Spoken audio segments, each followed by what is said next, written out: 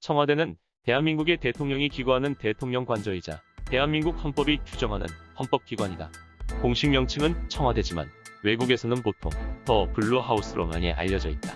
북악산 아래에 위치한 청와대는 대통령 집무실을 비롯하여 회의실, 접견실, 주거실 등이 있는 2층 공간과 경호실, 비서실 및 영빈관 등 부속 건물이 있고 정원과 북악산으로 이어지는 후원 및 연못 등의 미관을 갖추고 있다.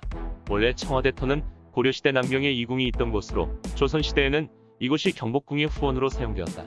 후원에는 각종 누각과 함께 연무장 과거시험장이 만들어졌으며 이 지대를 경무대라 하였다.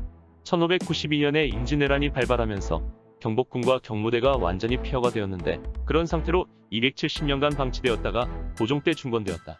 광복 후에는 주한미군 사령관 조나지 중장의 숙소로 사용되다가 1948년 8월 대한민국 정부 수립과 함께 이승만 대통령의 관저로 사용되었다. 이승만 대통령은 당시 거주하던 이화장에서 이곳으로 거처를 옮기면서 경무대라는 이름을 되찾아 대통령 관저명으로 사용하였다.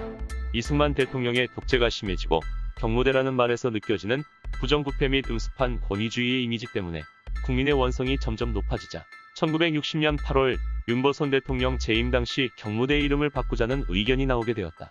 이후 윤보선 대통령이 개명에 동의하자 당시 서울시사 편찬위원이었던 김영삼이 화령대와 청와대라는 두 가지의 이름을 제시하게 되었다. 윤보선 대통령은 관저의 청기화가 우리나라 고유의 문화재인 만큼 고유한 전통을 지닌 집이라는 뜻에 청와대로 이름을 고치는 것이 좋겠다는 의견을 내놓았고 그것을 반영해 이름이 청와대로 바뀌었다. 박정희 대통령 재임 직후 또 다시 이름을 고치자는 요청이 있었으나 박정희 대통령은 이를 일축해 지금까지 청와대라는 이름이 사용되고 있다. 수공터는 청와대의 구본관터이다. 일제강점기 때 일본이 여기를 허물고 총독관사를 짓고 이 총독관사를 그대로 대통령 집무실 및 관저로 사용한 것이 청와대의 시작이다. 1989년에 집무실과 관사를 분리하면서 청와대 구본관을 역대 대통령의 기념관 및 박물관으로 보존하자는 일부 의견도 있었으나 민족정기를 바로잡고 국민들의 자긍심을 되살리기 위해 1993년 11월 김영삼 대통령은 구 총독부 관사 건물을 철거하도록 했다. 새 본관과 관저가 완공된 뒤 철거된 그 자리를 옛 지형대로 복원해 원래 이곳에 있던 건물의 명칭을 따라 수공터라 부르게 되었다. 본관은 대통령 집무실이 있는 공간으로 외빈 접견과 국무회의 등에 사용되는 건물이다. 국빈 환영식이 대부분 여기서 진행되며 과거에는 수석보좌관회의도 이곳에서 열렸다. 공간이 필요 이상으로 넓고 업무와 소통을 위한 공간이라기보다 의식만을 위한 건축물에 더 가깝다는 비판도 존재하여 문재인 대통령이 취임하면서부터는 공식적인 업무만 본관에서 보기로 하였다. 건물 안으로 들어가면 1층에는 영부인의 집무실과 접견실, 무궁화실, 인왕실이, 1층 별채에는 충무실, 세종실이 있으며 2층에는 대통령의 집무실과 접견실, 백악실, 집현실이 있다. 서쪽 별채인 세종실은 대통령 주재 국무회의가 열리는 장소이며 동쪽 별채인 충무실은 임명장 수여 행사, 중규모 만찬, 간담회 등이 열리는 장소이다. 청와대 본관은 정부와 국가를 대표하는 우리의 얼굴과도 같은 곳이기 때문에 전통 목구조와 궁궐 건축 양식을 기본으로 하여 내부 구조는 현대적인 감각과 시설을 갖추도록 하였다. 또한 2층 본체를 중심으로 좌우에 각각 단층의 별채를 배치했으며 우리나라 건축 양식 중 가장 격조 높고 아름답다는 팔작 지붕을 올리고 한식 청기화를 이었다. 영빈관은 손님을 맞이하는 곳으로 공식 행사장으로 이용되거나 대규모 회의 및 연회를 위한 장소로 이용된다. 영빈관 1층은 대접견실로 외국 국빈의 접견 행사를 치르는 곳이다. 만찬 행사 시에는 음악과 무용 공연이 행해지기도 하며 국빈 행사 외에 대규모 회의 장소로 사용되기도 한다. 내부 정면 벽 중앙에 원형 속에 새겨져 있는 봉황 문양은 태평성대와 대통령을 상징하고 천장의 원형은 대화합을 상징한다. 영빈관 2층은 대규모 오찬 및 만찬 행사를 하기 위한 장소이다. 내부는 우리나라를 상징하는 무궁화와 월계수 등으로 장식되어 있다. 상춘제는 1983년 4월 준공된 전통적인 한식 가옥으로 현재 외빈 접견이나 비공식 회의 장소로 이용하고 있다. 박정희 대통령 재임 시부터 오찬과 만찬 장소로 쓰여오다가 전두환 대통령 재임 당시 개축되어 현재의 모습을 갖추게 되었다. 이 자리에는 원래 일본식 건물이 있었으며 1983년까지만 해도 청와대 경내에는 전통 한옥식 건물이 단 한 군데도 없었으나 외국에서 손님이 와도 우리나라 가옥 양식을 소개할 길이 없었기 때문에 전통 한식 가옥인 상춘제를 짓게 되었다고 한다. 여민관은 여민 1관, 2관, 3관 총 3개 동의 건물로 구성되어 있으며 대통령 비서실과 국가안보실 사무실 등이 자리 잡고 있다.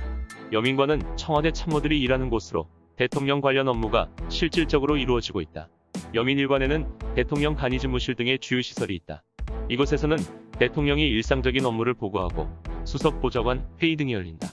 원래 여민관은 이명박 대통령 재임 시에 국민을 위한다는 뜻을 가진 위민관이라는 이름을 가지고 있었으나 문재인 정부에서 국민과 함께한다는 뜻의 여민관이라는 이름으로 바뀌었다.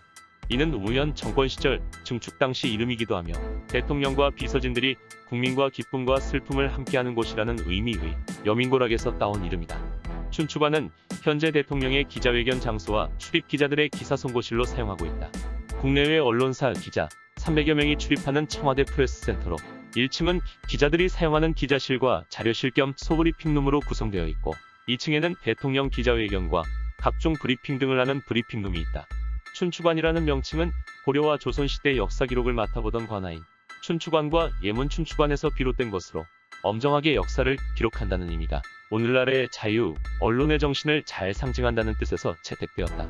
청와대 여러 시설 중 일반인에게는 물론 취재진에게도 가장 공개되지 않는 곳이 있다. 바로 관저이다. 대통령과 그 가족이 생활하는 대통령 관저는 대통령의 공적인 업무 공간과 사적인 업무 공간을 구분할 필요성을 느껴 지난 1990년 10월 25일에 완공되었다. 관저는 본체, 별체, 대문체, 사랑체, 회랑으로 구성되어 있으며 전통 한옥 양식으로 지어진 건물이다. 청와대 내 대통령 관저는 본관 뒤쪽에 자리 잡고 있다. 1990년 노태우 대통령 때 지어졌으며 위치상으로도 그렇고 접근하기 어려운 곳이라는 점에서도 청와대 경내에서 가장 깊숙한 곳에 있다는 걸 알 수 있다. 관저는 대통령과 그 가족이 생활하는 곳으로 청와대 내에서도 가장 폐쇄적인 공간이나 노무현 대통령과 이명박 대통령 재임 시기에는 내부 모습이 언론에 제한적으로 공개된 바가 있었다. 또한 세월호 침몰 사고, 박근혜 최순실 게이트 사건 직후 언론을 통해 언급되며 당시 국민들의 관심도가 높아진 건물이기도 하다. 이것은 대통령과 가족의 사적인 공간이므로 공식 행사나 공개 행사가 없는 곳이라고 봐도 무방하다. 청와대는 대통령의 집으로 일반 국민들이 쉽게 접근하기 곤란한 곳이기도 하다.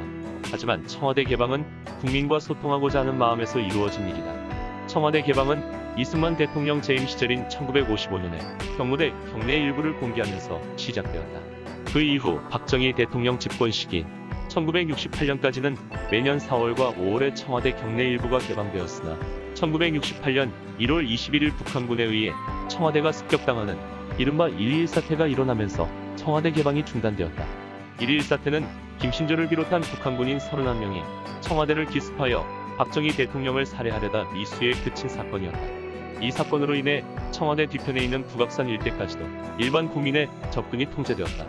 1.21 사태 이후 전두환 대통령 재임 시기 동안 청와대와 인근 지역은 전면 통제되었다. 그렇게 닫혀있던 청와대는 1987년 민주화 이후 점차 개방이 되었다.